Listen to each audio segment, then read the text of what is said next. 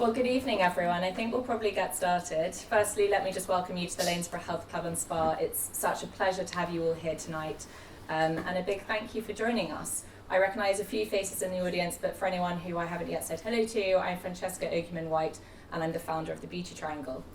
Now, we're here tonight to discuss wellness today and really what it means to each of us. Although I think the reality is that probably it means something different to everyone sat in this room, whether that's giving your skin a little bit of extra love, maybe lifting a fallen face, or really seeking the answer to something a bit more deep-rooted.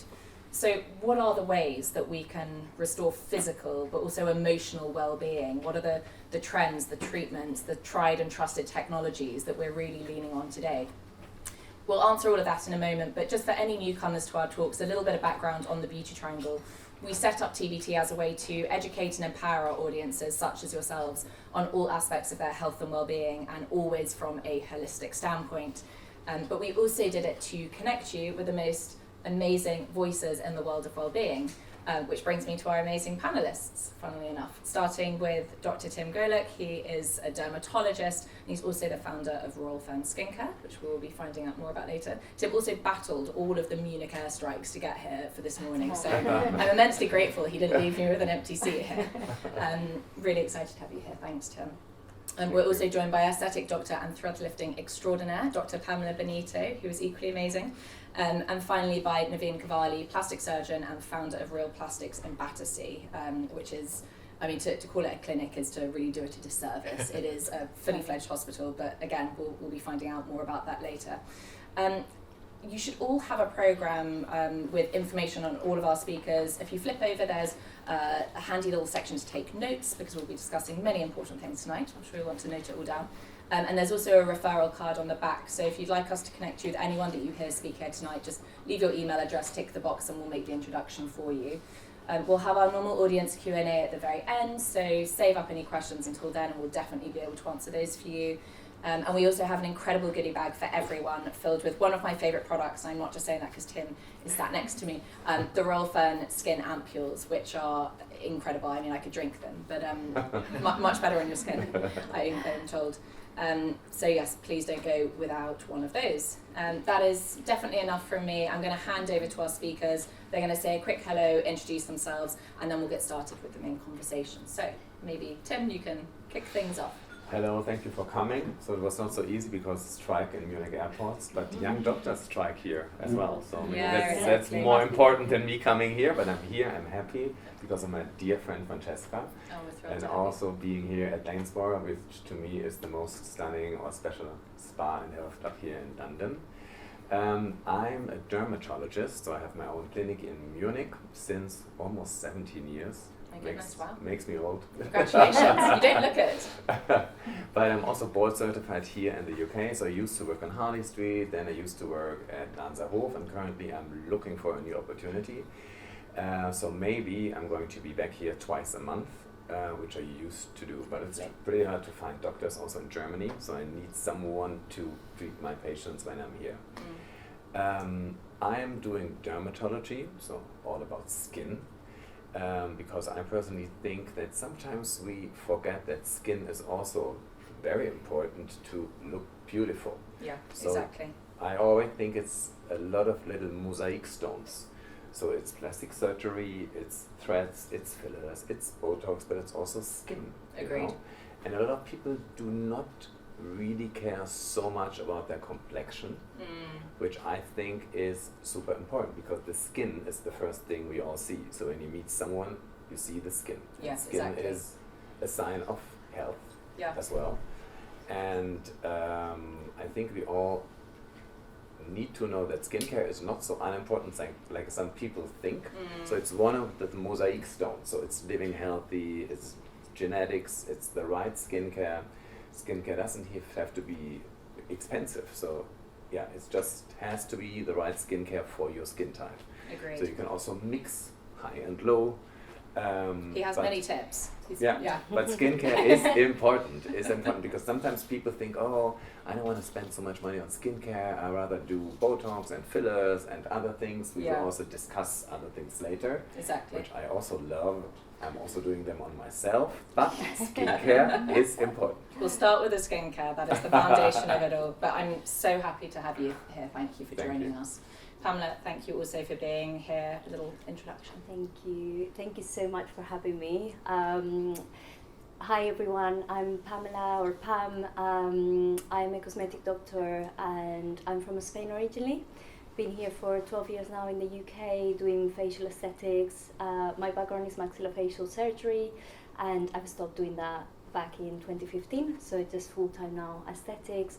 So I do a lot of the injectables, thread lift, and a lot of try to get the skincare and educate patients that it's very important to have that foundation so you can complement every other treatment that we do in clinic.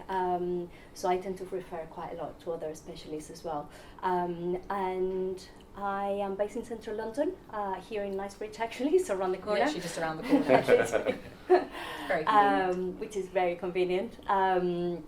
And I try to deliver very natural, subtle results. I'm more about less is more, look your best, useful, but not overdone, or doing treatments that are going to be obvious to other people. So we want the, oh, you look really well, your skin is glowing. Not what have you had injected. Yeah, exactly. Very important. And I do a lot of also the nutrition side of it. So I do a lot of intravenous therapy, so IV drips. And I recommend patients a lot of supplements as well. So everything's kind of like working together from the inside and outside. And I think that really shows on the skin when we're healthy.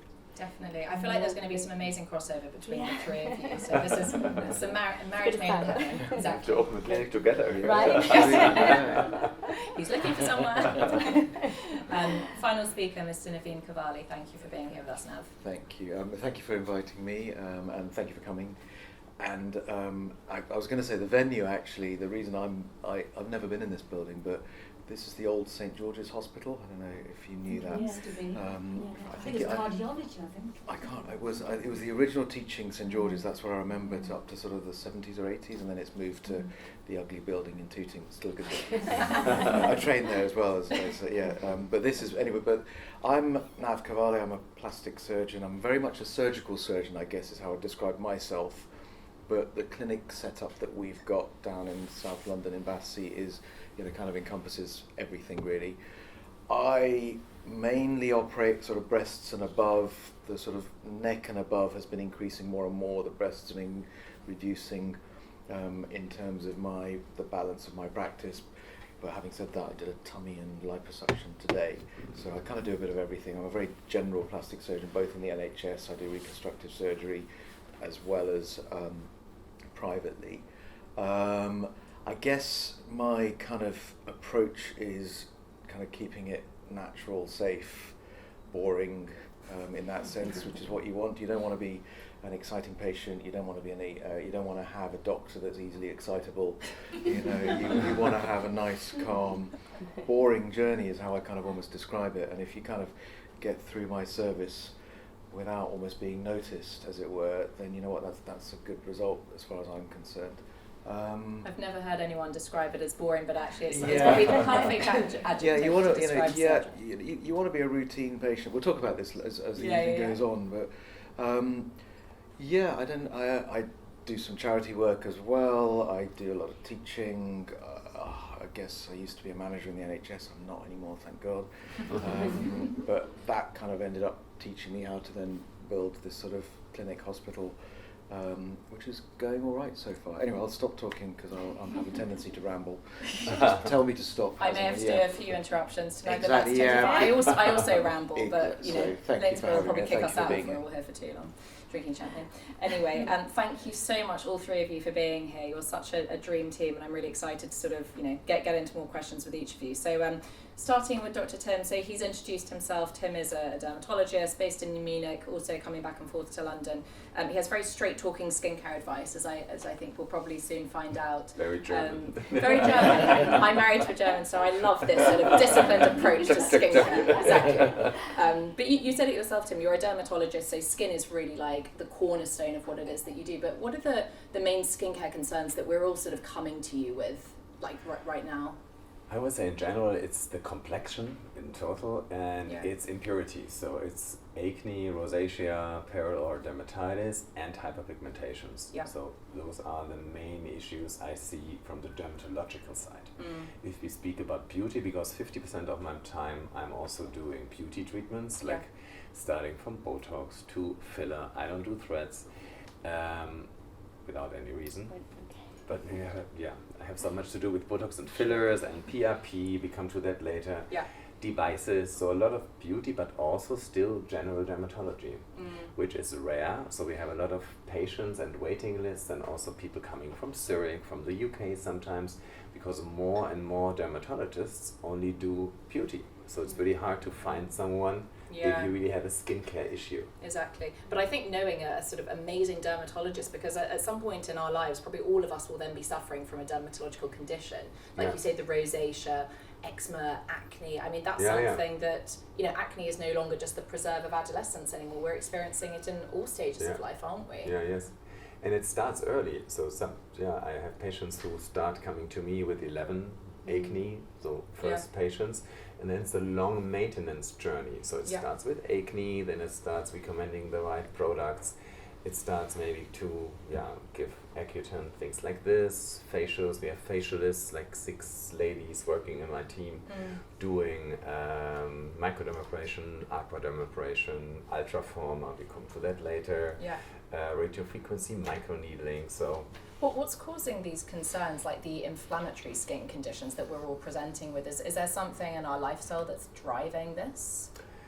I mean, it's 2 things. For me, it's overuse of products. The industry never likes to hear that. It's so true. And this coming from a man who actually has a skincare line, so actually that's very refreshing. And we all love to shop. Wherever I go to pharmacies, I go to beauty departments, I shop. So I'm like you.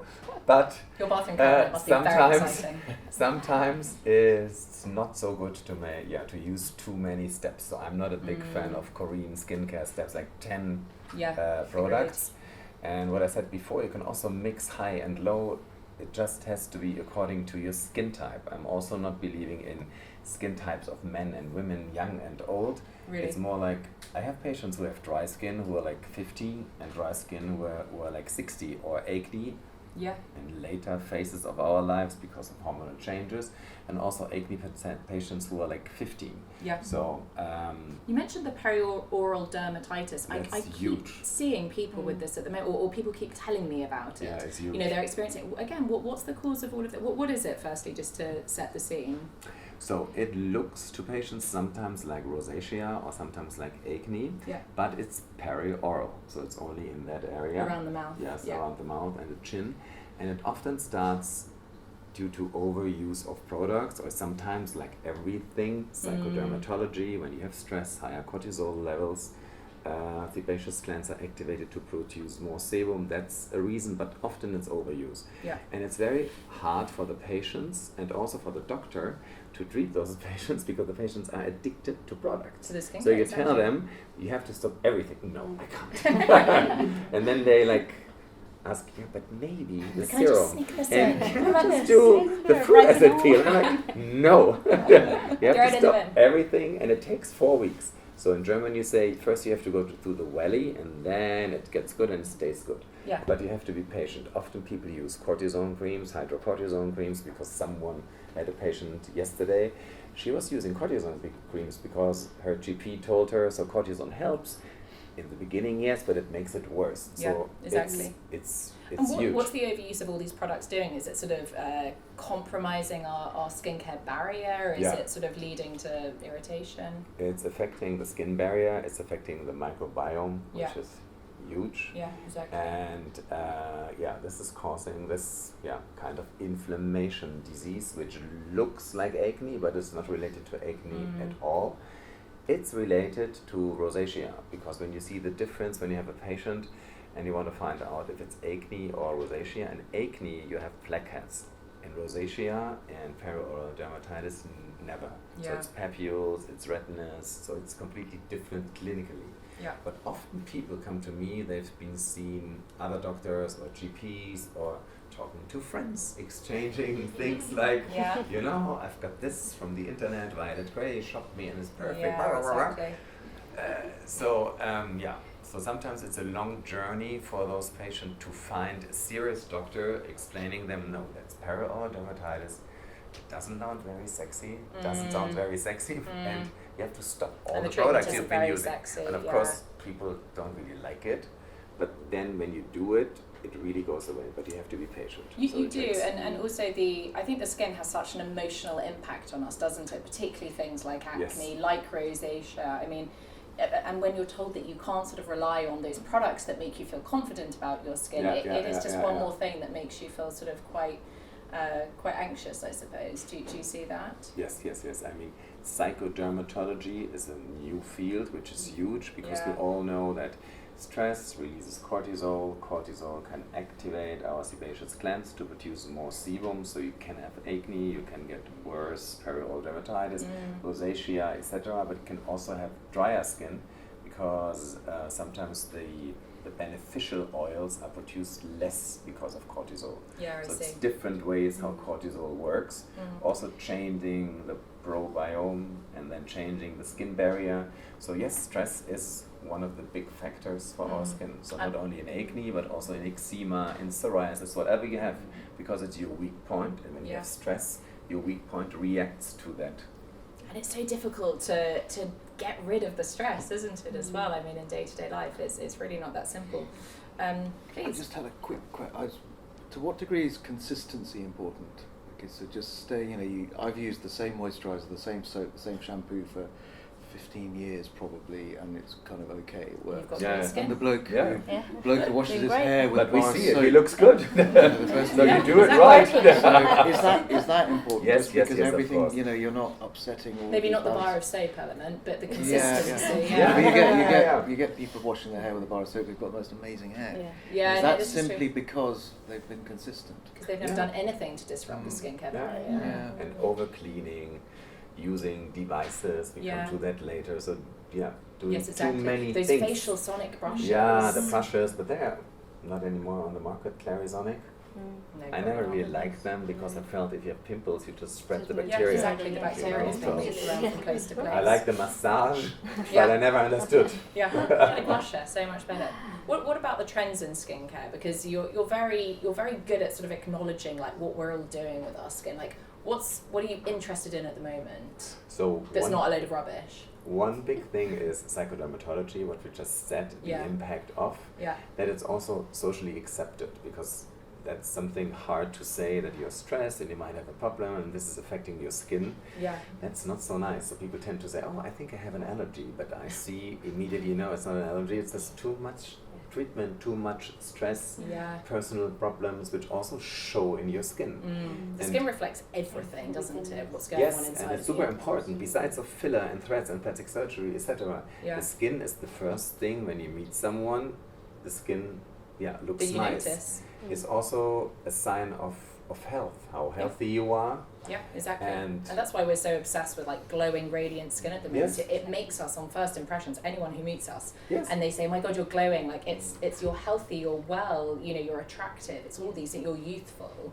Yeah, it's also business, Yeah. It's not only Tinder and Grindr, so it's also business. I mean, healthy skin makes you look more healthy Yeah. I don't know if you're more healthy mentally, you never know, but you look more healthy. Maybe there's a connection there somewhere. What about the trends that we should avoid? Is there anything that you're seeing going around on like TikTok that you're just like, oh my god, I can't believe this is out there? Yeah, it's crazy. I mean, those girls and sometimes men injecting themselves. Yeah. I did a reaction TikTok, so a young lady injected herself in the nose where she had surgery before, which is even more risky because the vessels are different after. And people can get embolia and can get blind. Yeah, exactly. Please don't inject yourself with anything. Yeah, exactly. But that's a big issue, you know why? Because Botox only doctors can purchase. While filler, you can all buy filler easily. Anyone. You go on Amazon, you buy your filler. Yeah, don't And do that. I think the It filler caveating. and I think the filler companies, because they make a lot of money, they should limit this. Yes, absolutely. They should say no. And the UK Yeah, government agreed. actually late last year, not that long ago, rejected the idea of making filler the same as Botox, a drug. Prescriptioning, It's a device. So in theory, you can buy a breast implant and insert it into yourself as well, using the same It's freedoms. crazy. But no, don't do that. It's crazy that like animals actually have more rights when it comes to their Absolutely, healthcare in yeah, a sense than absolutely, humans do. My wife's a vet. She can operate on humans. I can't operate on animals. Wow. Yes. I mean, we're really going off on a tangent. Yeah. That's super Yeah. interesting. There's the amount of paperwork you've got to go through to operate on an animal is unreal, whereas Wow. anyone can operate on another human being. Going back to skincare. Yes. What are the ingredients? Just thinking about it. What are the ingredients we should be looking out for in our skincare at the moment? So first of all, I think we can also be more relaxed that there are gold standard ingredients. So it's like the antioxidants, vitamin C. I like hyaluronic acid. I know Shireen Idris in the US on TikTok, she had a big thing, hyaluronic acid not as good as we all think, yes, but it's safe, you know, that's Yeah, also exactly. something that's important. So we have gold standard ingredients. It's not always the new kid on the block, Agreed. which is necessarily the best. Yeah. Because how realistic is it that there's a new ingredient that no pharmacist or doctor has ever come before across found ever, out, you know, I mean, and those suddenly stories we're like, selling it. like the village, Ancestors thousands of years ago, you know. That's Absolutely, Yeah. yeah, or those stories like a village in Japan where people are 200 Yeah. and they also used to eat this one mushroom and now that's increased. You're like, okay, I don't know. So true. But mushrooms, yes, mushrooms Yeah. is a very upcoming ingredient. Hydration superpower, they can retain moisture, tranexamic acid, so we just launched a product with tranexamic acid which is good to reduce pigmentation, so they're Because it's also traditionally used to reduce bleeding, isn't it? Yes, Tranexamic yes, acid. yes, Like yes. surgeons Yep. use it, right? Yes. And it's if you've got heavy periods, you take a tranexamic Yeah, acid yes, exactly. tablet. also oral supplements, but I think for pigmentation it's still off-label Do you know use. about pigmentation? That's Yeah, interesting. some doctors Yeah. do it, but Right. it's Okay. off-label, you know. But Botox is also sometimes off-label. Yep. Exactly. So your tranexamic Tranexamic acid, acid. and that's what a serum that you've just launched, is it? Yes. So Yeah. it can reduce pigmentations after acne, irritations. Then white willow bark is a natural type of salicylic acid, which is antibacterial and anti-inflammatory. That's nice. Peptides, we all know peptides, but there are thousands of peptides. Yeah. Yes, but Where to start? I like them. And What are your thoughts on retinol? retinol to me is a gold standard. It's a gold standard. I mean, there are skin types who cannot tolerate retinol. Yeah. Again, not everything what you see on TikTok is it still allowed. Yeah, I know. I read Yeah, that. I heard because it, like, today in driving the over States on there's a radio. big discussion Yeah, that exactly. it might be okay. Yeah. What you see, it's not good for all skin types. Yeah. So what I said in the beginning, so skin types, I think it's not male or female, old, young. It's about the individual it's skin. your individual skin type, and Yeah, you can it's so ask true. your doctor what he or she recommends you. Yeah. Tell us about the role of technology, because you've launched a really exciting new facial here at the Lanesborough, which I'm desperate to try. Everyone raves about it. Can you explain what it is? Yes, of course, so we use Royal Fern products. Surprise, Royal surprise. Fern is my baby, so I hold a patent on the main ingredients. It's Royal Fern, so it's a special type of fern. The name is not because royal is so nice. It's Fougère Royale in French, or Königsfern. König is royal in German. So Königsfern or something. Yeah, Königsfern. Yeah. So it's the main ingredient. Why? It's a very strong natural antioxidant. In Korea, for example, you can buy the fern in supermarkets because people cook fern because it's detoxifying. So for us, it's maybe like ginkgo or something where we all know, oh, it's good, I like it. Sure. But fern, we think, yes, I like the plant, but are there any medical things about it? But it is. So the facial is, of course, using the products, and we are using 2 EMS tools, electric muscular stimulation.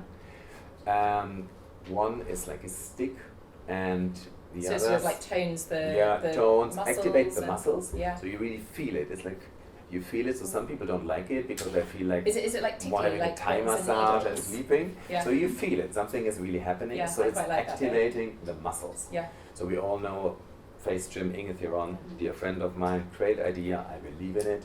You have to do it regularly, like everything. Yeah. But I think it's good. And the second device we use in that facial are gloves. These are the galvanic gloves. Yes, special gloves, again using EMS, so you feel it.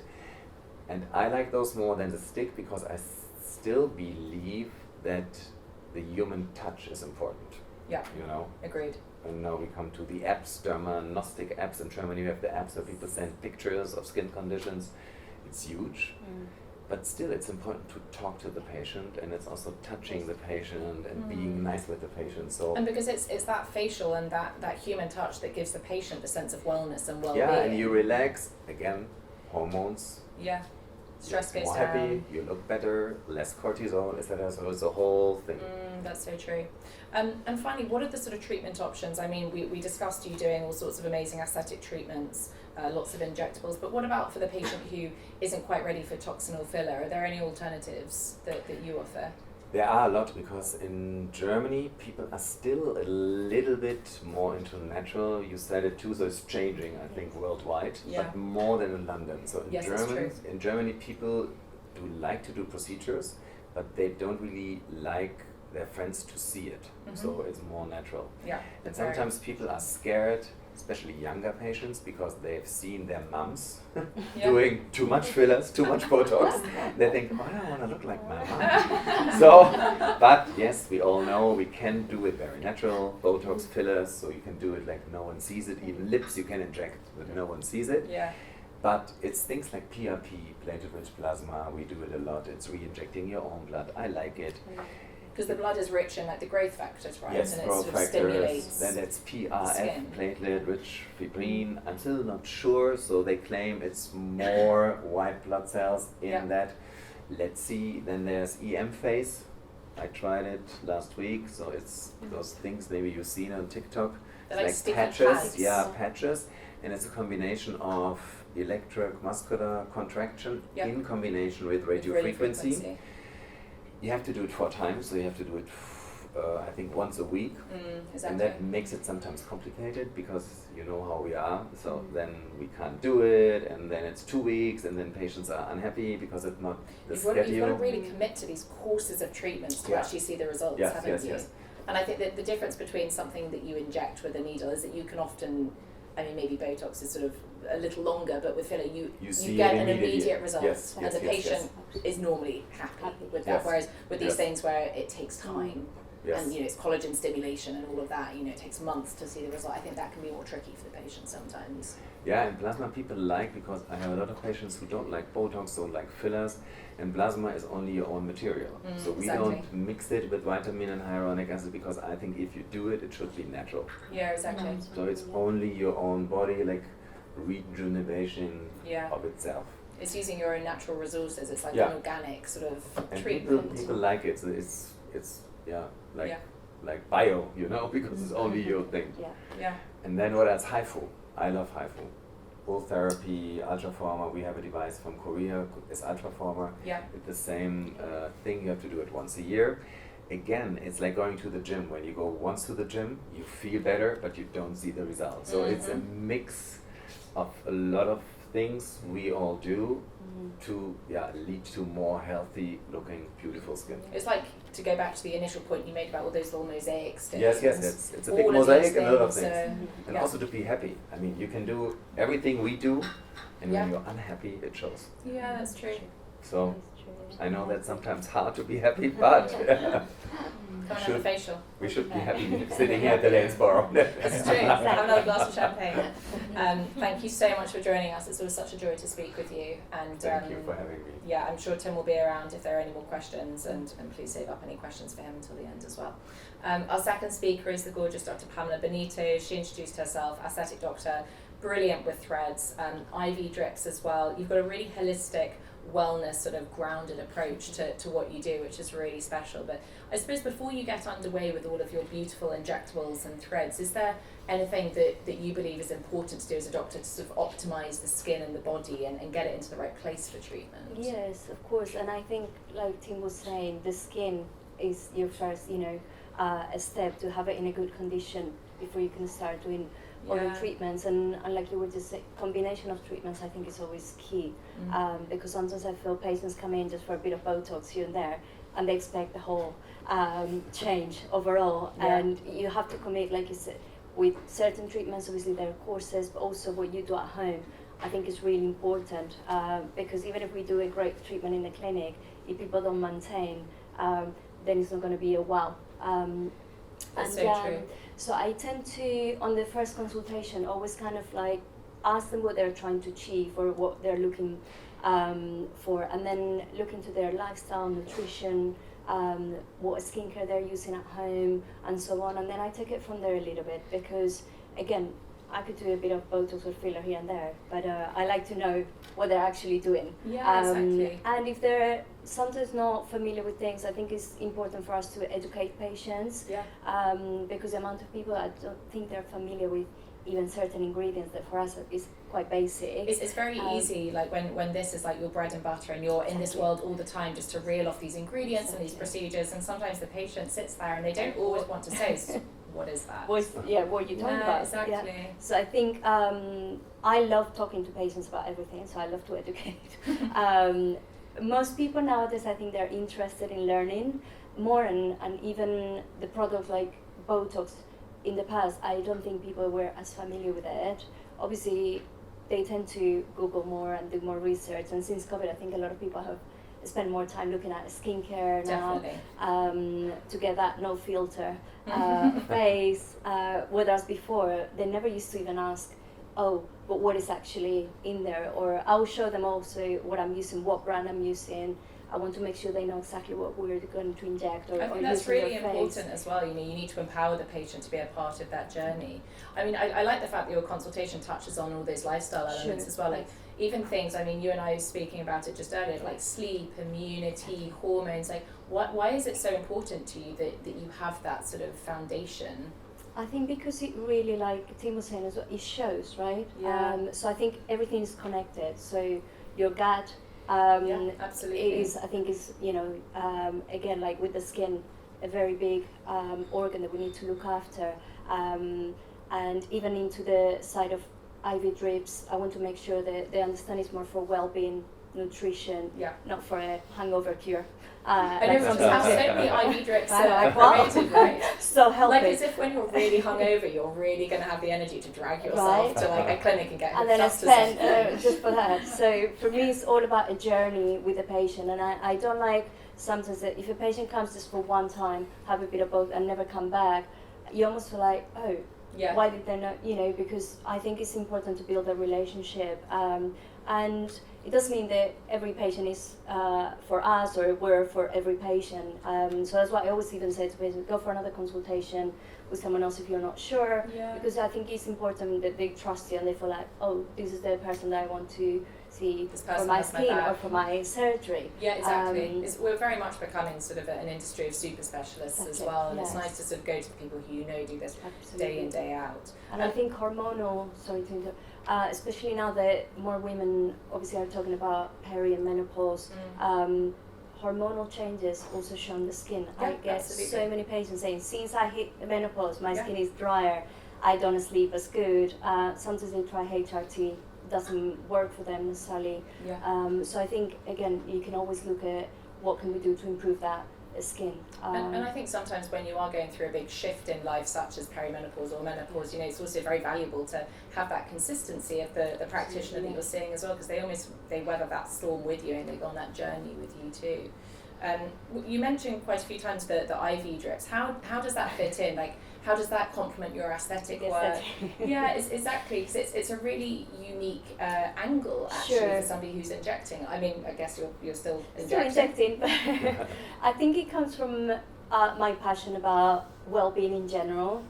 So I'm all about inside, outside, supplements, detox, all sorts of things. So I started doing it years and years ago, and I think the idea of supplementation, a lot of people again are not aware that you might be taking lots of tablets and supplements, but you're not absorbing fully what it says in the bottle. So for me, IV drips, it means that instead of having to take supplements all day, every day, you do once every 2-3 months. You're getting all your vitamins, antioxidants in there, and I think especially the ones that we want to make the skin glow, then you can focus more on the vitamin C, glutathione drips. So not necessarily just for energy and boost the immune system, but I have a lot of Asian patients, especially Chinese, Korean, that they want to become lighter, and they're all about skin glow. So they always come for the glutathione and vitamin C. They're always going to give you that extra glow.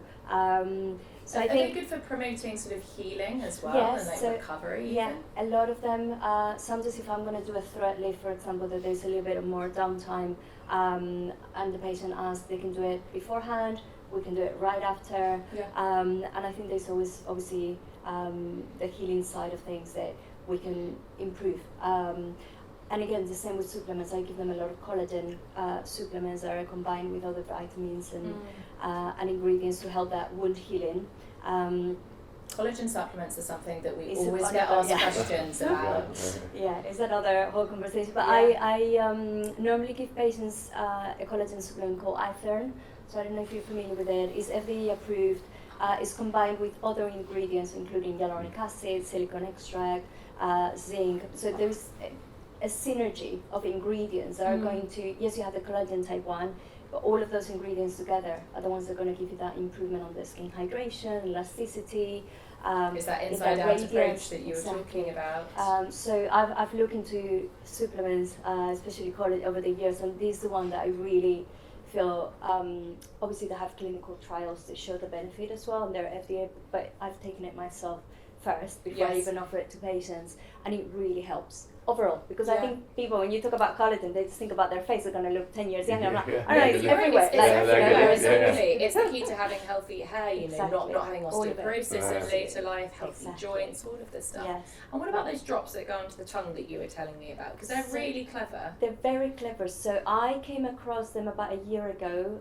The brand is called Hineo, and they're basically a supplementation that goes under the tongue, so it's sublingual drops that you keep there for about 90 seconds before you swallow it. And the idea of it is that they'll go straight into the bloodstream. So they kind of have, the founder actually, I had a trainer with him one-to-one, and because he knows I do a lot of drips, he said, Pam, the idea came from there. That a lot of patients, don't have the time or necessarily financially to come for drips so often. Yeah, that's true. And we wanted to deliver something that is going to go straight into the bloodstream, so there is no breaking down in the digestion and there is less absorption. So the idea is that there is 90% absorption. So under the tongue, you go straight into the bloodstream, and you get obviously the benefits pretty much. That's incredible. I mean, why are we still popping pills if there's such an efficient way to just get this stuff into our blood? I think because it's quite new still. So I came across first in a medical journal, and I thought, oh, this is interesting. Yeah. And when they said about being very similar to having IV drips, but like in a daily dosage, I requested some information. I started looking into it a bit more, and then about 6 months ago, they sent me some samples for me to try myself, and honestly, within a week, oh my god.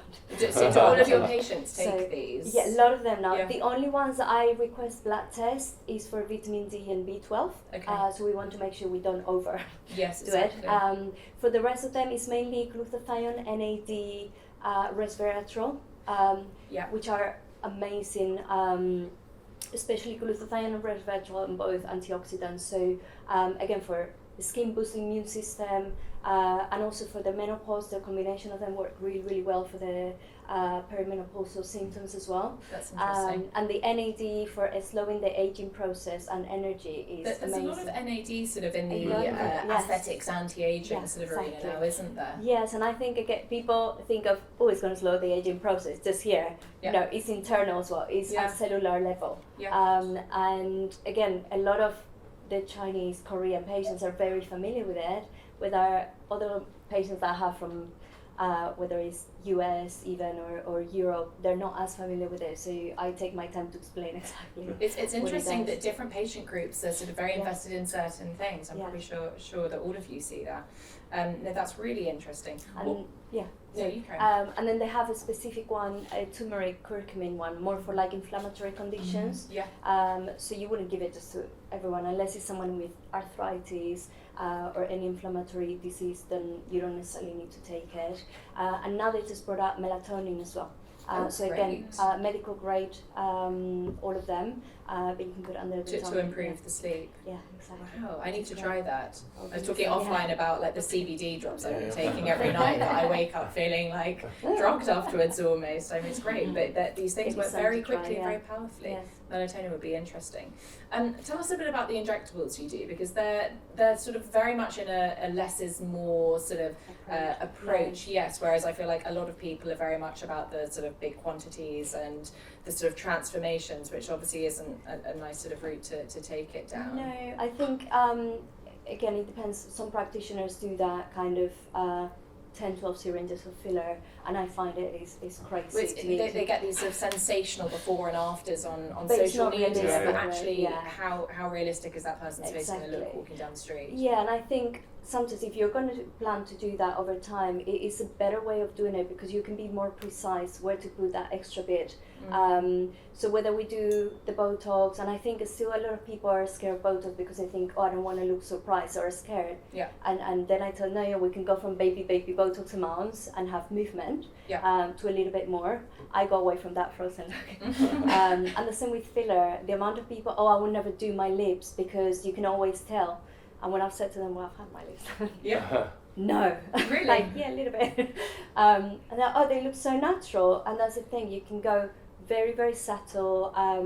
And if you want to increase and go a little bit more over time, great. And again, even with lips, sometimes I say to patients, we might do it over 2-3 sessions to achieve what they want. So it still looks nice, natural, and you can go a little bit fuller. But it all depends on their features as well. I don't think someone comes and say, oh, can you do these lips for me, or can you make me look like this person? Yeah, And I look at their face and I'm like, never gonna happen. Yeah, it's like, I wish I could do miracles, but again, I think you have to look at that particular patient, like we're saying, individual, beauty and everything is bespoke. And it's what how that works for me feature doesn't fits work for some. inside the framework of the rest of the face And as keep well. it all balanced, the upper, the mid, lower face, and the profile as well. And- Because I think that's where a lot of people forget. Yeah. You need to look at it from the side. And when I see these lips coming, Oh God. like immediately Out before the they cam- walk out the door, I'm thinking, oh wow. So coming from, again, more like maxillofacial dental surgery background, I'm very conscious of the nose, the lips, and the chin, jawline, how they need to be positioned so it looks natural and beautiful, right? Yeah, exactly. It's having that sort of balance Exactly. that you sort of want to achieve. But I think the concept of beauty has definitely changed,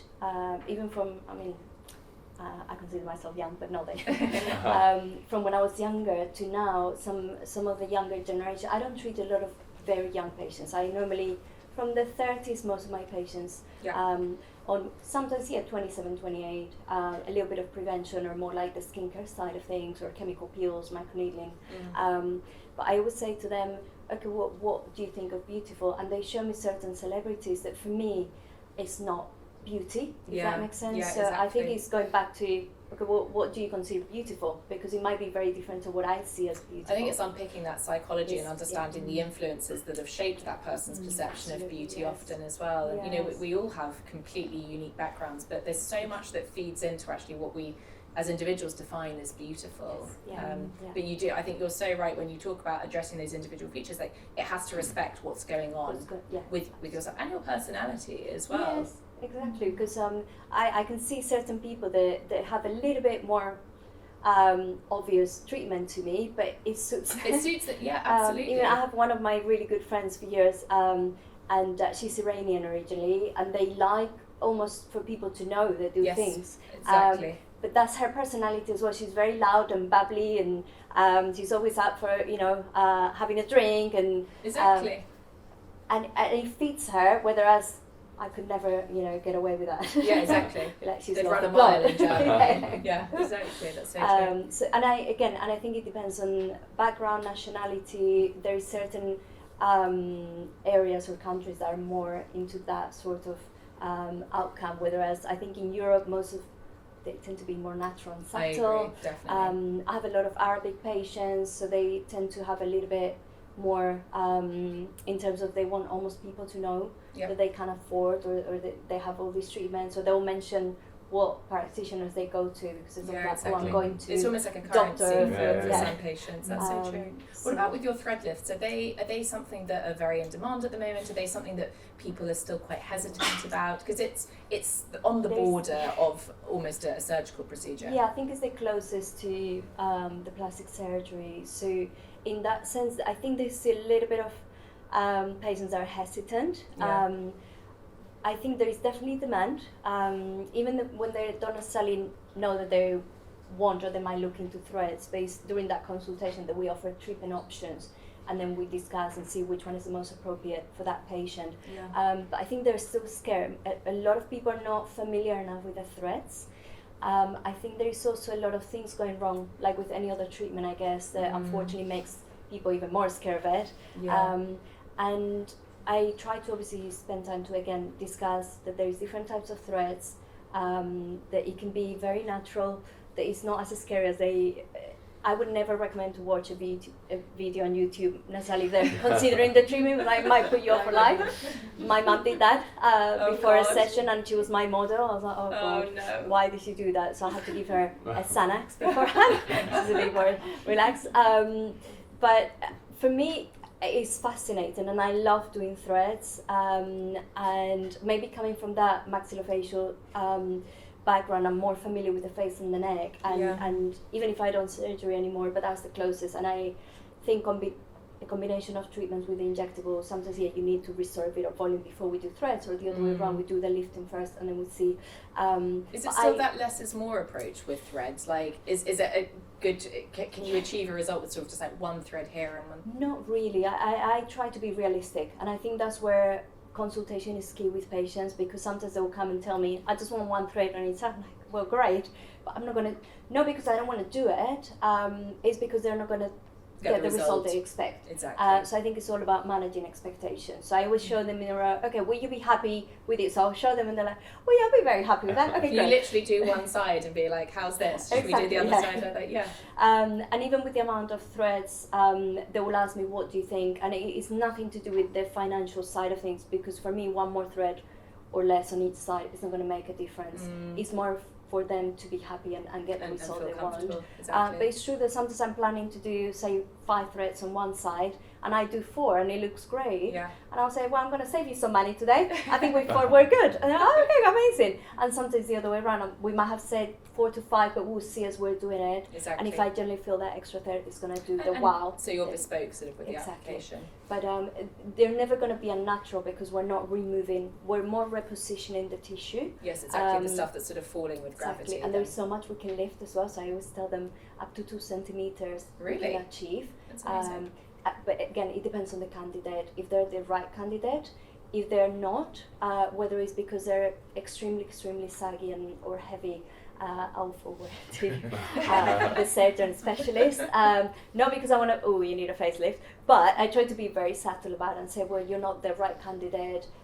You might not achieve what you were expecting. Yeah, exactly. I think you also need to be honest with the patient as well, because these procedures have downtime, they have risk, they cost money, and so you don't want to waste their time and deliver. money. Absolutely. So I try to be very honest. And if it's the opposite and they're extremely thin skin, then they're not the right candidate either, because the last thing you want to do is feel or see the thread through the skin. So if it's someone with very thin skin type and very almost like bony, that there's not even enough fat tissue in there. Exactly. And then I'll say, unfortunately, they're not the right candidate. And we can do other treatments like Elanza, for example, a collagen stimulator is great to get that stimulation of collagen and thicken the skin a little bit. Exactly, sort of give it that sort of density back again. Yeah, And so make there's it always healthy. other options that we can try before considering the thread as well. Yeah, that's super interesting. Final question, Sure. hair restoration, because you do quite a lot for their hair, which I think is really Yeah. a huge part of sort of what Very, wellness yeah. and us. Yeah, exactly. It's the crowning Beauty. glory of the this lovely work we're doing to our face. Is there anything sort of new and futuristic in the world of hair? I think I still do like there was a lot of PRP. So I've been doing PRP for years, and I think it gives And that gets amazing good results on the hair. Really good for hair loss and thickening of the hair. I've treated sometimes patients that have had cancer and they have very, very thin hair. Yeah. And once they're clear, then we can do PRP. Amazing results for alopecia as well. There is treatments that are coming up with the stem cells and exosomes. It'll be interesting to see a little bit more. I have some of the stem cells serums that I combine with the PRP. So then I'll give it also to a patient to continue using at home. And they really, really help the treatment. So whether Is that the at patient home wants- care, just supporting what you're Exactly. doing in clinic? And then we'll give them a little stamping device. It's more like microneedling. So they sort of to create the little stimulate. channels and then they Exactly, the serum, That's so that exciting. really, really helps. So there are stem cells, and I know there is a lot of the exosomes coming out. Just I'm not using them because I like to see for a little while how it's gonna be. Yeah, because exactly. it's quite Me new too, still. yeah. Sit back and watch them. Yeah, exactly. exosomes for anyone who doesn't know. But what are exosomes really, really quickly? So it's a very specific from the stem cell, and a specific one. So I'm not still. I've come across a company that they wanted to couple, and I wanted to get a little bit of more information from them, Yes. and even think some that's sensible. samples, which were still me and And to Dr. understand Watson. where they're taking these cells Exactly. from, and Yeah, exactly. Yeah, so all that. I think it's a bit hush hush at the moment. Yeah, I which think I when think it's you want something- full transparency Yeah, not when very you're starting to do transparent. something. No, right? No, So that's no. why I was like, oh, you're not very transparent. What They did don't you want say? to tell you too much They're information, not transparent. No. right? Yeah. And exactly, and you can't be sort of doing a treatment on your patients if the Yeah. company You doesn't don't know want to for tell sure you it's where they safe actually and- got yeah, it all from. absolutely. I think, watch this We're all space on about, exosomes. And obviously supplements, I always tell patients that are doing anything for their hair regrowth or hair loss is to take biotin and certain supplements to help. Yeah. Because I find with some of the medication that sometimes they take like finasteride, I think the moment they stop, they almost feel like, oh, it's going again. Yes, exactly. So and I then you're think that's locked more in that specific continuous chain of like, prescription. I must take. Exactly. So if someone has a hair transplant and then they are given that medication for a certain period of time, yes, but when Mm. they continue taking it for a long period, there's a lot of side effects as well. So I try to focus more on like supplements, healthy, the collagen again, all of this combination of ingredients, and then obviously locally we can do a lot of. I used to do mesotherapy before. Then when I started doing Yeah, me too. I PRP, changed you to get PRP, much better better. results. And mesotherapy, Interesting. you have to do it more often Yeah. as well.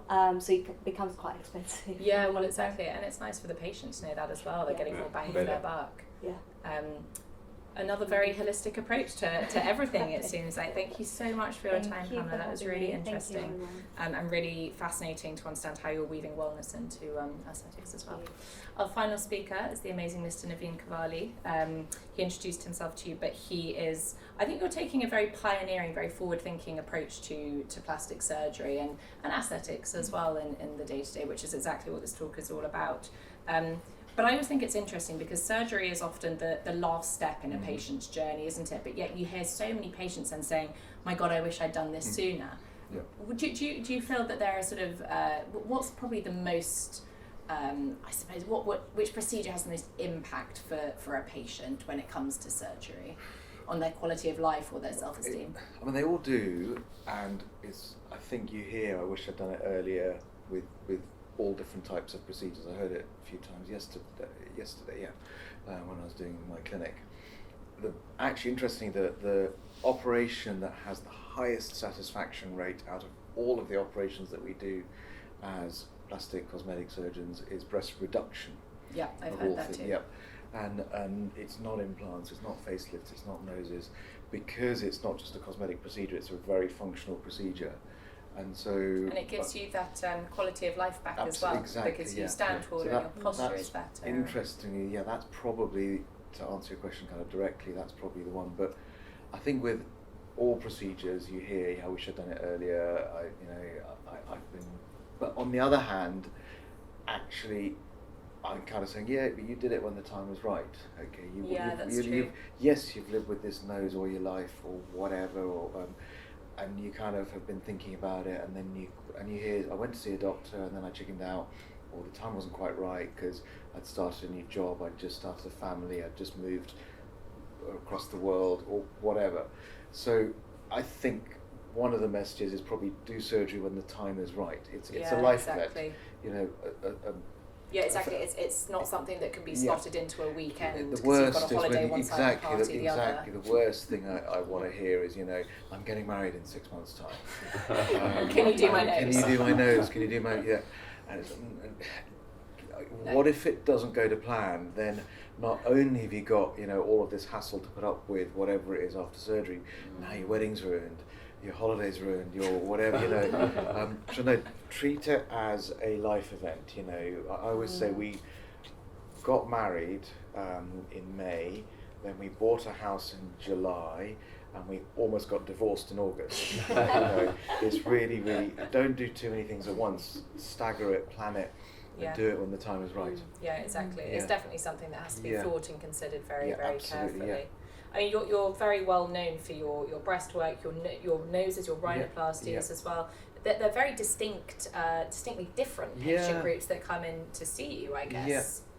It's so breast surgery, especially breast enlargement, uplifts two different groups you see. So the young patients in their 20s. I tend not, again, someone mentioned, you mentioned don't see patients or don't treat patients if they're too young.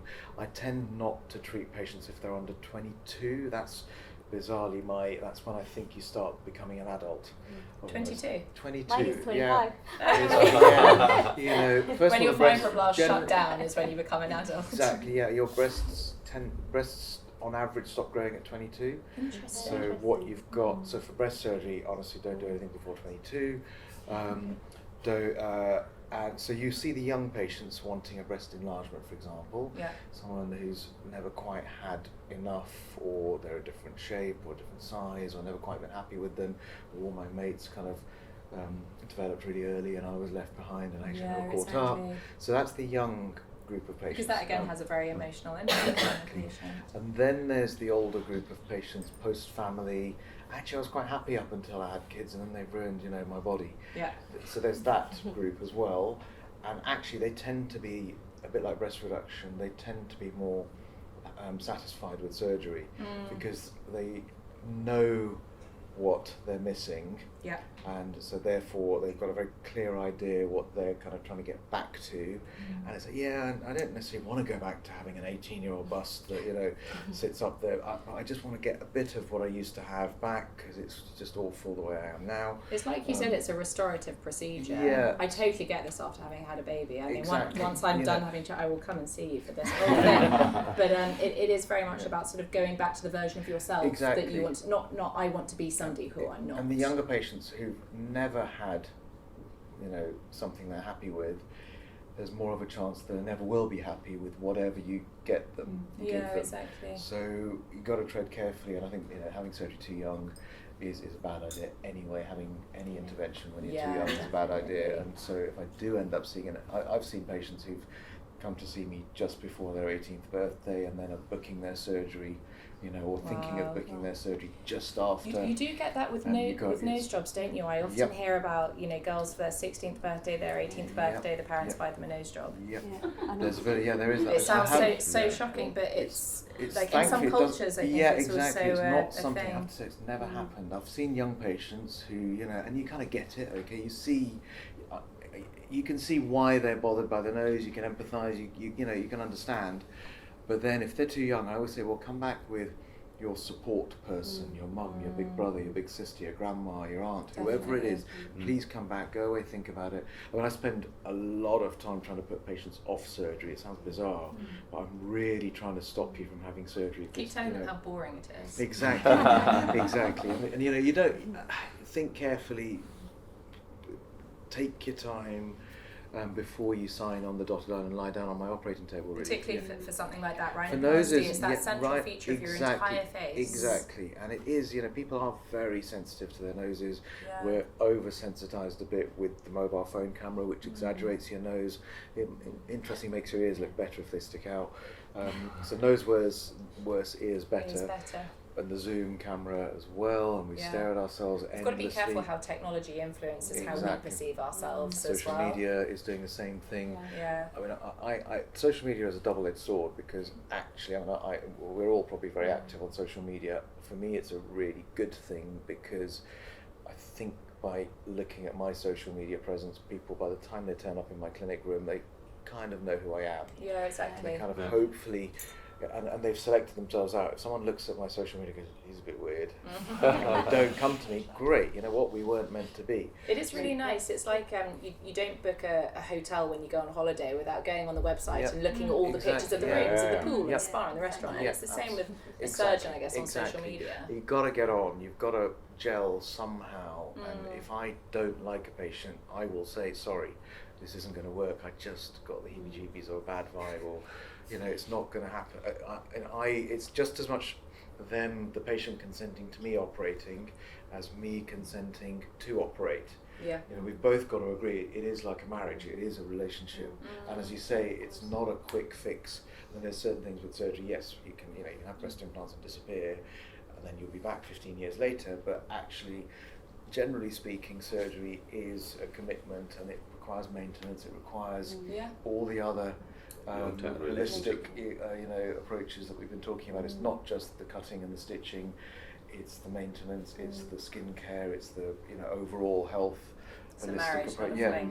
Exactly. What are you doing differently with your technique in terms of maybe breasts or noses? In fact, like, because do trends sort of move on with surgery, or do you?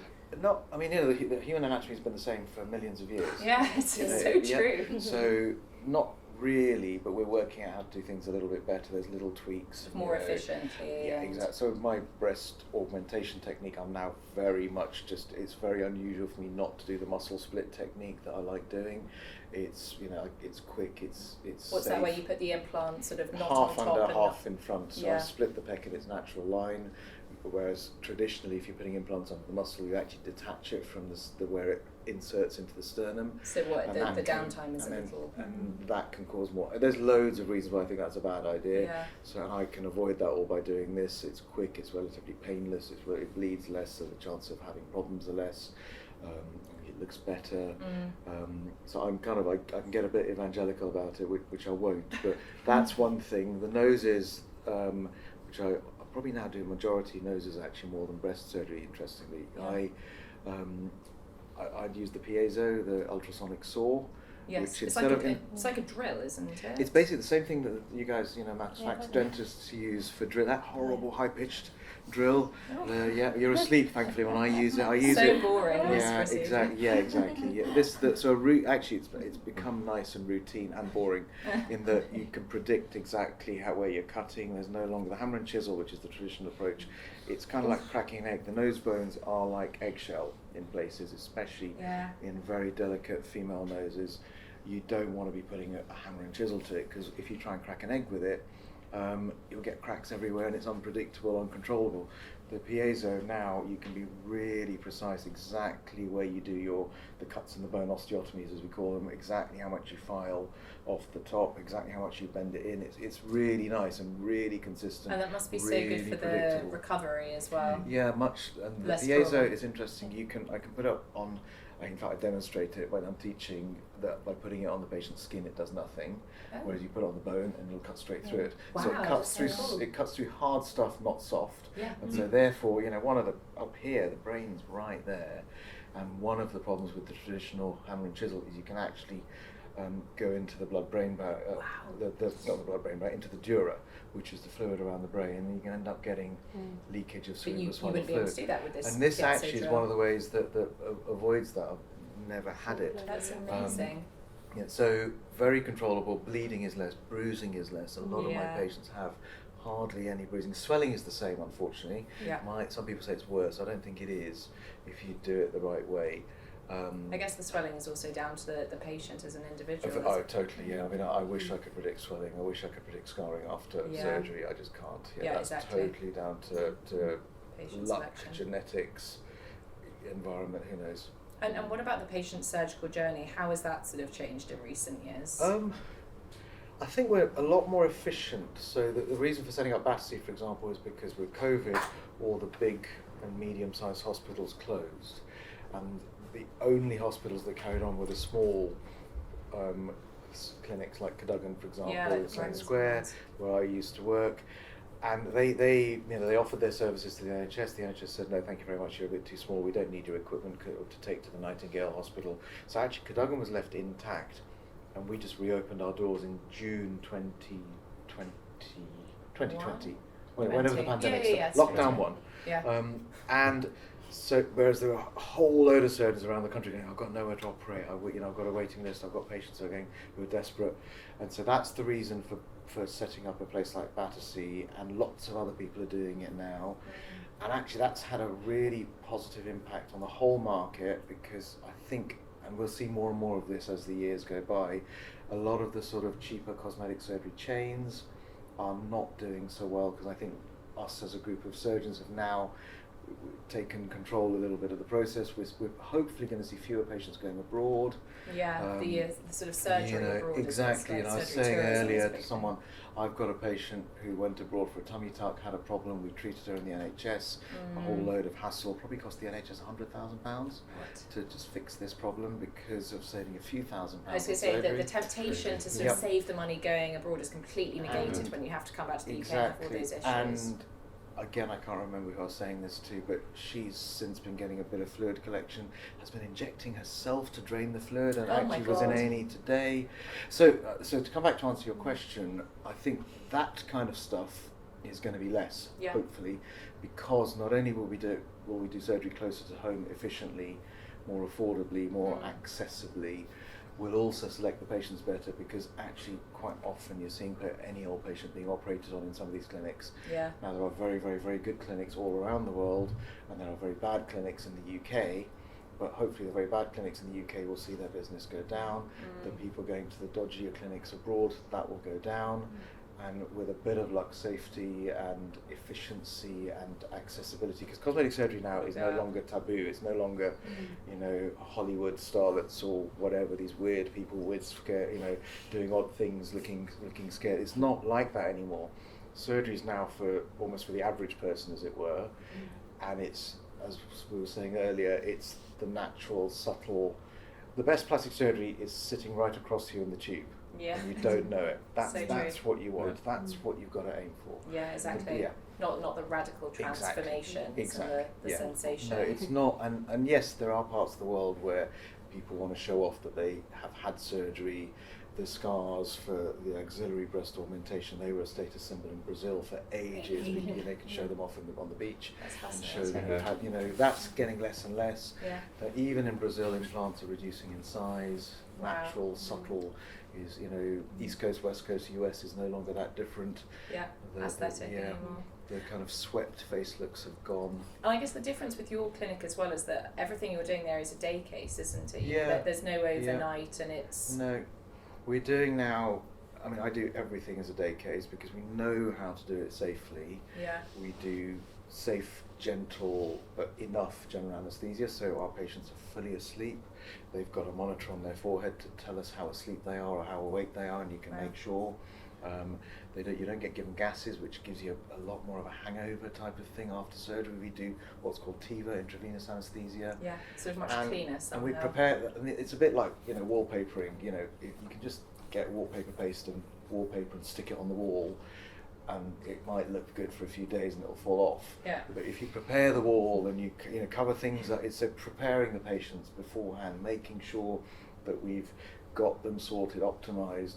Or if they're not suitable, I did a rhinoplasty on someone who's had a heart-lung transplant, Wow. but not in Battersea. You take them to the big hospital. Exactly. Yeah. So It's the making patient sure. selection again. Exactly. So preparing, selecting, filtering. Yeah. And in terms of that preparation that you just mentioned, this is my final question for you. How can the patient sort of prepare themselves for a surgical procedure, and what can they do to, I suppose, afterwards help recovery? I think it's kind of what I said earlier. It's make sure that you can focus some time and attention to having the surgery, because it is a big life event. Downtime from surgery varies. Okay, so make sure that you've got support. Okay, for that time you're not doing it. Don't do it alone. The people who turn up alone and it's like, who's taking you home? Someone's coming to pick up, and then the next thing it's they're signing a piece of paper to go home on their own. Yeah, exactly. And then you realise they're actually. I had a patient. Actually turned out to have loads of threads and silicone and filler and all sorts in her nose. So for me, threads are always, I never encounter threads in a nice situation. It's always a frowny kind of not enjoying it situation in my world. But but I don't see the denominator. I see a very select numerator. But I think preparing wise, make sure you're in a good place. Make sure that you have taken your time. Make sure that the surgeon's right for you, you're right for the surgeon. Make sure you really want to do it. Are you really wanting to go through this? Do you really, really want to have it done? Because it's one way. It's not like a haircut where if it doesn't quite go right, wait and let it grow out and then go to someone else. I don't think I'd have cosmetic surgery because I have a hard enough time with my haircut. You know what I mean? I think I get depressed enough after a haircut, and I just think, what would I feel like after surgery? So, that's what you've got to work out. What if it doesn't work out? What if it isn't good enough? Okay, we're never going to promise you perfection. No, any surgeon who says you'll look fabulous, you'll look perfect, don't worry about it, it'll be beautiful. No, run a mile, okay? Because I cannot promise you that. Yet, if I can make you better. I can make no difference, or I can make you worse. Okay, there's the three kind of fundamental outcomes you can have with surgery. Now, I've got to try and somehow work out that the better adds up to more than no difference or worse. Okay, that's got to be, in my mind, greater than 50%, and in your mind, you might be thinking 90%, but it isn't. Okay, so it's a balance of benefits versus risks. So work out whether you really want to go through that. And what if it doesn't quite go to plan? What if it isn't good enough? How are you going to cope? Who's going to help you cope? Yeah, those are the kind of things that you really need to work out as well. And then if you that's why I'm sounding like I'm trying to put you off surgery, which I kind of am. But in spite of all of that, if you get, no, you know what?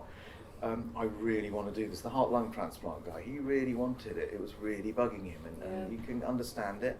And he kept coming back, and he was making sense, and it wasn't kind of red flag craziness kind of talk. It added up to, yes, okay, fine, let's do it, but there is this risk. You might die from surgery because you're a risky patient. I had to take his rib as well, actually, to build up the nose, and that's, geez, that was hard work.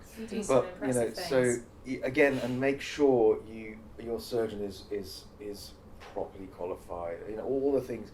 The BARP's website has a really good tick list. Okay, are they insured properly? Are they insured in the UK? Okay, we get surgeons flying in who are insured from abroad. It's you'd never get car insurance abroad. In fact, you'd never, importing a car is a nightmare. You'd never import a car, so don't import your surgeon. Don't import, and the same thing. Don't import your hospital. I think going abroad is generally a bad idea unless you're going to stay there for ages. Now, I operate on patients from abroad, so I'm a bit hypocritical when it comes to saying that. But I will make my patients stay in London. I say, look, you're not going anywhere. You're going to stick close to me, so you can come running back to me for 4 weeks. You might be able to pop across for a short haul, whatever, but you better be able to run right back to me if there's a problem for the first 4 weeks, because that's when all the main problems happen. Please don't go too far away for the first 10, 14 days, because that's when the really big problems happen that you've got to sort out. Otherwise, you can end up like these patients I've been talking about from abroad. What else can I say? Take your time. Take your time. That's probably the main message. Think about it carefully. It's not a quick. Don't do it, at times of stress. My partner's left me for a younger model, and so I'll show them. No, that's not going to work. It'll end. You must see it all. We see all that. We see ourselves, and actually, it's every. One of my favourite things to say that I was taught is, we all know how to operate. By the time you qualify as a surgeon, I know how to operate, and in fact, I'm at the peak of my game in terms of my stitching ability, my my ability to cut and sew, as it were. I'm technically at my peak. My eyesight's at its best. My hands are at its best because I'm young and whatever. However, every surgeon knows how to operate. Knowing when to operate is a really, really important decision. More importantly, when to not operate. Yeah, a surgeon who knows when to not operate, that's who you want. And then, a surgeon who's holistic. Okay, the best surgeons are physicians who happen to operate. That's what I say. And so that's what you're looking for. Find yourself, a competent, holistic surgeon. And even once you have, don't rush into it. Yeah, really sage advice. Yeah. I think that was a really, really good summary. Thank you. And a really, really good summary to the end of our conversation as well. We do have time for a Q&A, but firstly, for me, it's just been so eye-opening to listen to all three of you because there's such a definite overlap, and I think it would be really easy to say that everything we're talking about here is very superficial, the skin, a nose job, a thread lift, but actually I think all of you have touched on the importance of self-esteem and wellness and being in a sound sort of emotional state as well to do all of these things. I would say it's brain surgery as well as plastic surgery. Yeah, exactly. A lot of what you're doing is heart surgery in a way as well. Exactly. No, I think that's really true. Were there any questions from the audience? We do have time. I have no idea what the time is. I talk way too much, and I think you're really good chatters as well. All three of you. I'm not on the clock, but if yeah, I try to keep it going in my head. Hi, thank you very much for this. It was really interesting. I had a question about preventative procedures. Do you think it's something worth looking into? So like preventative Botox we hear a lot about, or lasers, all these kind of things. Does it actually make a difference in the long term, or is it just a waste of money? I'm sure you've all got interesting things to say. Really quick summary from everyone. Tim? I think there's a reason, yeah. I mean, especially when you see your mum, your dad, and they have frown lines deeply, genetically that you will also get them. So when you wait until you're 50, they are so deep that they will be better, but yeah, it's better to start early. So I'm not treating patients under 18.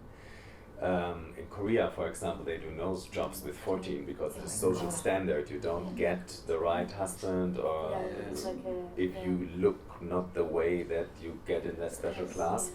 But yes, preventative Botox, I do believe in. Cool. Pam, anything to Me too. I do, again, within a certain limit. So I never really treat patients under 25. That's my number. There's no reason for it. I just think that there is no need to start that early, even with prevention. Whether it's late 20s, early 30s, you can start considering investing more in the skincare, your bit of baby Botox. But again, it depends on also the lifestyle, because if someone is really good with their skincare from the age of, teenager, 8 years, for example, they're not in the sun, they drink plenty of water, they don't smoke, I think that's going to give you a better condition of the skin already.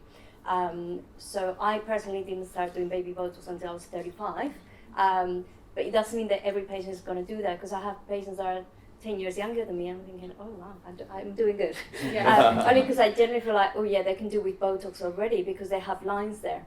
And it's not necessarily just because of the muscle activity, but it's also sun damage, dehydration, and so on. So yes, to preventative. The age, I think, is depending on each individual. On the patient, yeah, definitely. Now, anything from a surgeon's perspective? I mean, I'm slightly different in that every action has a reaction, so I'll come on to that in a second, but I think generally, yeah, exactly, don't smoke, don't spend too long in the sun, make sure you drink plenty of water, make sure you moisturize. I think all of those things, absolutely. Starting Botox too early, I think, yes, if you have something obvious like very strong frown lines, I think preventative has a role, but careful about doing too much into your forehead, because then you get brow descent. And then the only way to fix that is to come see someone like me for a brow lift. Okay? And so you might be setting yourself up for other things later in life.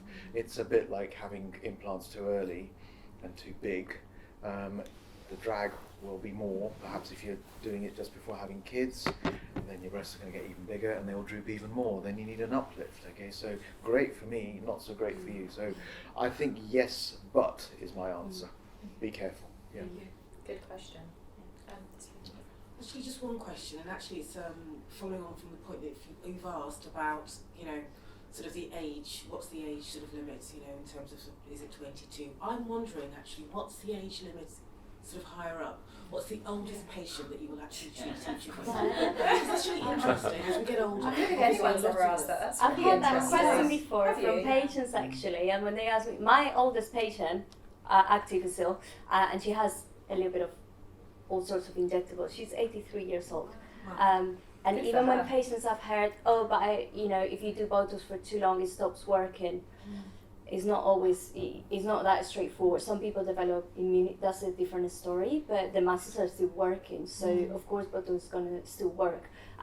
So in my case, even 60s, 70s, this lady, 83-year-old, she looks amazing. Yes, you can tell she's older, but I think she's one of these that you see she's beautiful.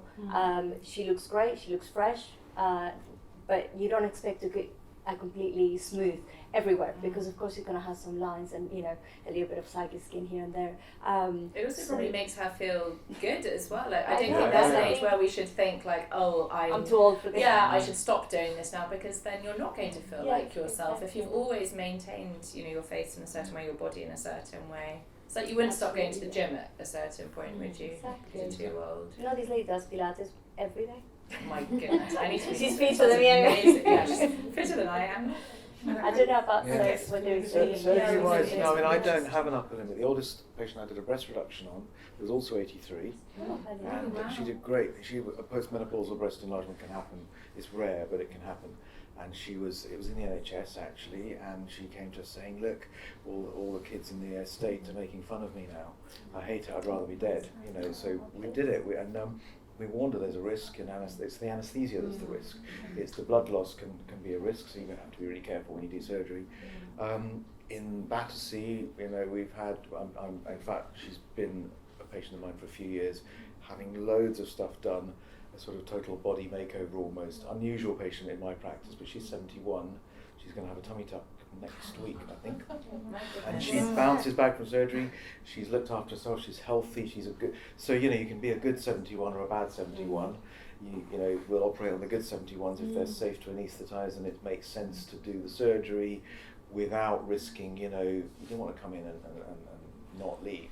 I mean, I'm yeah. really quite surprised about that. Yeah. You hear so much about if you're going for surgery, general aesthetic is something Yeah. that they try to Well, put see, a limit on. It's not so much that you can, and also it's a myth that you can only have so many anaesthetics. It's a Yeah. bit like it's a myth that you can only have so many gin and tonics in your life. You know what I mean? It doesn't, don't have too many at once.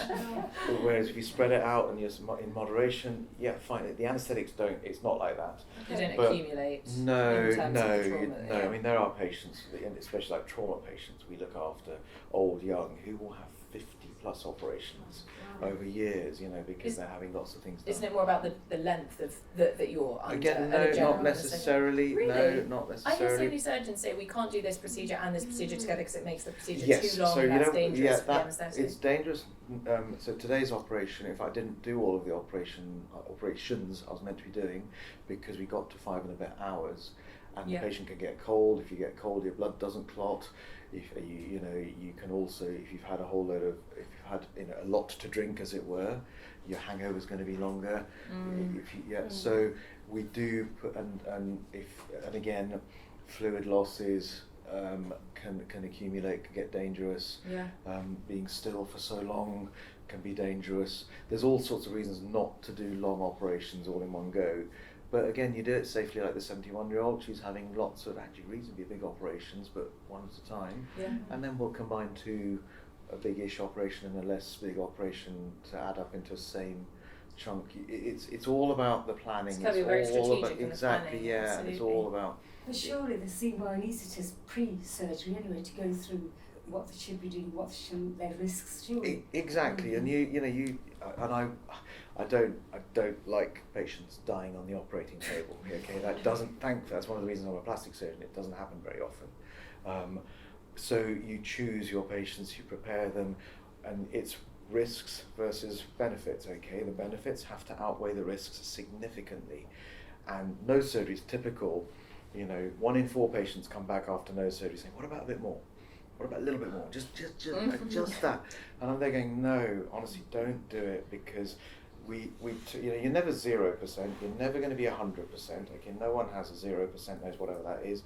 No one has 100% knows whatever that is. So let's say, just to pick numbers randomly, we're trying to go from 30 to 90, 85. Okay, let's say we went from 30 to 75.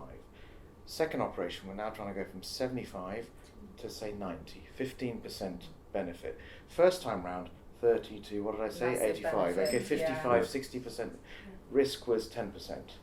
Now, benefit is 15%, risk goes up because it's the second operation, it's harder, more scarring, more risk of bleeding, infection, etc. Oh, I was supposed to give it quite a gap before you take the same But procedure. but even then, forever, the law of diminishing returns, the benefits get less and less. Michael Jackson, apparently, rumour has it, that he had 50 rhinoplasties.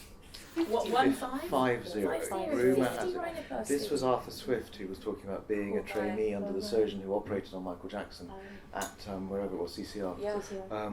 He said by the end of it, he'd be going just a little bit, and I'm guessing he's paying these surgeons millions, so there's a little bit of the ethics involved.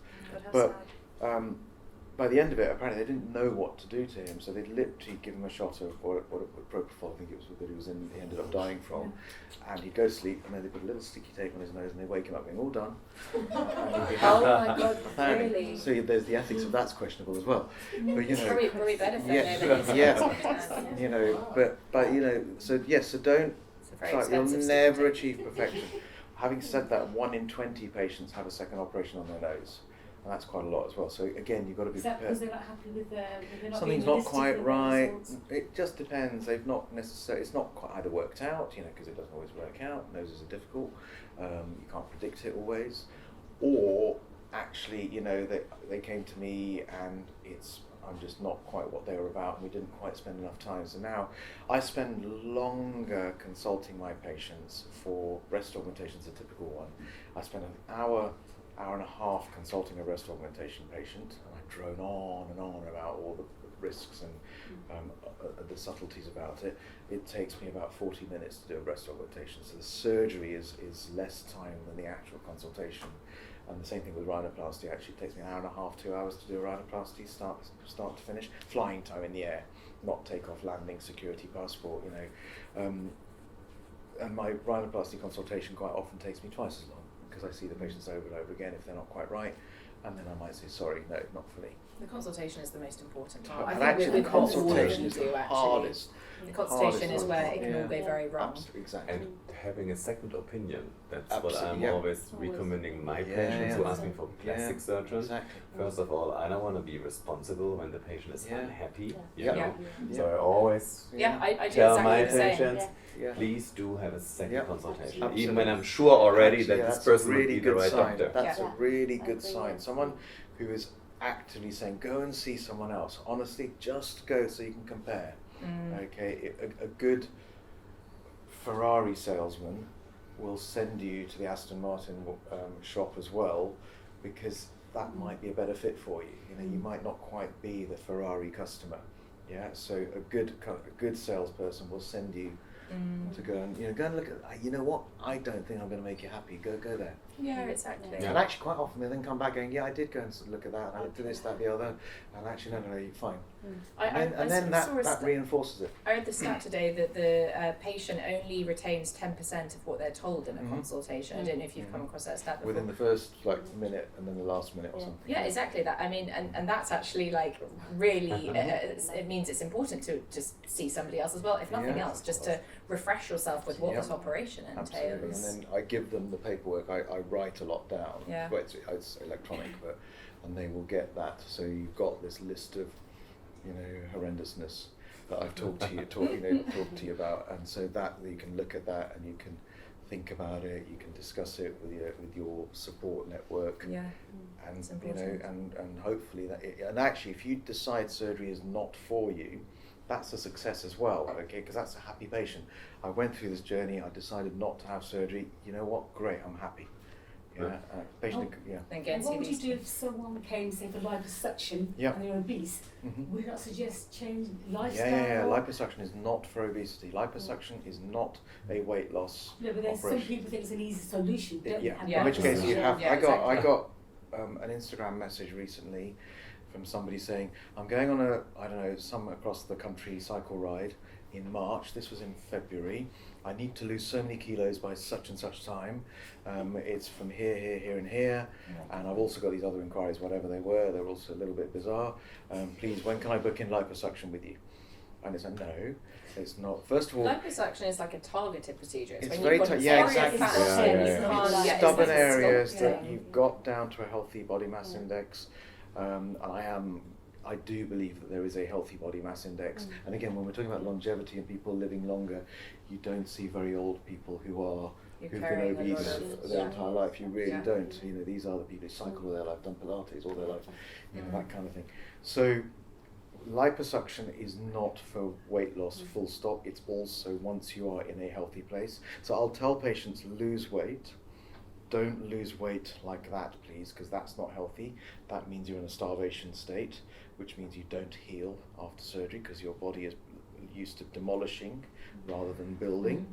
And so you want to be in the, you can do a nice steady demolition phase, the catabolic phase, okay, losing weight. And then actually you want to be steady, or even gaining a little bit of weight is fine at that point. Yeah, I did really well, but I've gained a couple of kilos. Fine, that's a good time to operate because you're pretty much close to the healthy state. There's also a psychology aspect of it all. They think that, well, if you have this done, that's it's going to solve all the underlying other It doesn't, problems. you know, my psychologist. Yeah, my I mean, if someone's so convinced that they need something, you think, gosh, they're perfect. How do you convince someone? Then would you send them to someone else? It's a bit like I say. Well, yes, you might think that by having bigger breasts, everything is sorted. You'll find a partner. You'll move into a mansion. You'll marry a millionaire. Whatever. You know, people think along those lines. There is a bit of that. It's been like that all along. Glossy magazines used to do it decades ago. Social media does it now. So it's no different. So I kind of think. I say to patients, imagine you're buying a new car. Is that going to solve everything in your life? No, you'll have a nice car. I bet you after 6 months you'll get a bit bored with it. You know, but overall it's a boost. It's something that with your body it's not quite like buying a new car. It's lifelong lasting, as it were. But it's not a quick fix. It's not a quick. There's a crazy injection. Was it tablets out from the States? And normally I think it's for diabetes and people. I mean, there's possibly a role for it, but again, in exactly the controlled, right safe. It's good when you change your life. I have 50 patients who do it, but they just inject it and don't change their lifestyle. Yeah. So then it's like Celtic, the same. Celtic is like, exactly. Yeah. It helps when you have a little bit pull, but it's not to lose weight. I think none of these things in isolation. No, there's no such thing as a quick fix. There really isn't. Life is not like that. There is no such thing as a quick fix. Yeah. It was every regardless of what situation. Well, at least the attitudes change here now. You know, people openly talk about cosmetic surgery. And people I know when we think. lived in the States for a while, I hadn't known this lady for long. The next thing, she showed me a wedding. Oh, and this is before I had a nose then. I was told, my goodness, she hasn't known me. She's already talking openly about this cosmetic surgery. It's so open in the States. It's so different. It's much more like that now here as well. As I said, it's becoming more accessible, more the norm. It's no longer taboo. It's no longer just for the rich and famous or the odd people who do strange things to themselves. It's now normal. I think it's, I do, generally speaking, my patients are glad they went through it. The vast majority are happy that they went through it, and so I do think I cure them as such. Not cure, but I do solve the problem. If it's been properly thought through. It really is. I think with all of these things, you know, it's certainly becoming less taboo to talk about injectables, to talk about what you do to your body, to talk about the nose job you have. Even mental health, everything. Exactly. Hormones, menopause. We're not talking about Prince Harry here. And I think, you know, even it's very easy for me to say now to patients, you know, any mental health issues, you see a psychologist, a psychiatrist, you see a therapist, and they don't look at me going, why are you asking me that? It's actually, no, I'm glad you asked me that. Exactly. And that is one of my standard questions now when I consult any patient, you know, as well as we got heart disease, diabetes, asthma, this is one of my standard, And are you linked, your clinic, is it actually linked with, say, an NHS hospital for emergencies? You know, in the NHS, when there's a cardiac arrest, you get the cardiac arrest team from whatever ward. We've got the cardiac arrest stuff because you have to be right there and then. So we've got all of that because we're, again, one of our founders is an anaesthetist. So it's been set up by doctors.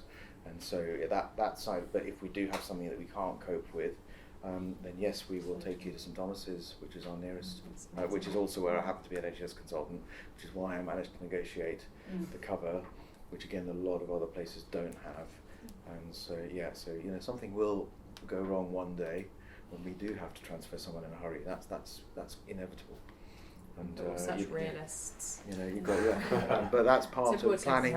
Plan for, you know, what is it? Expect the worst, hope for the best.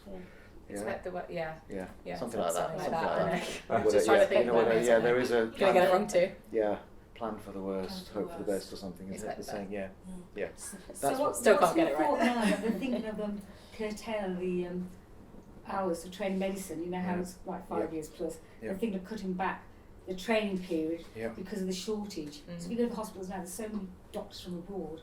Do you agree with that they should cut the training? They're not. Actually, I don't think they can. To be honest, they talk about it. It's not going to happen. Okay, and then so the health secretary is always saying we're going to increase the number of doctors by so many thousands in the UK. It's not going to happen. You can't do that. It takes 6 years to train a doctor. I mean, I qualified in '95. I became a consultant plastic surgeon in 2009. That's a long time from becoming a doctor to becoming a consultant. It takes ages, and it actually isn't that much shorter even today. It's a bit. I took my time. I took the scenic route, but that's a different story. But it still takes a long time.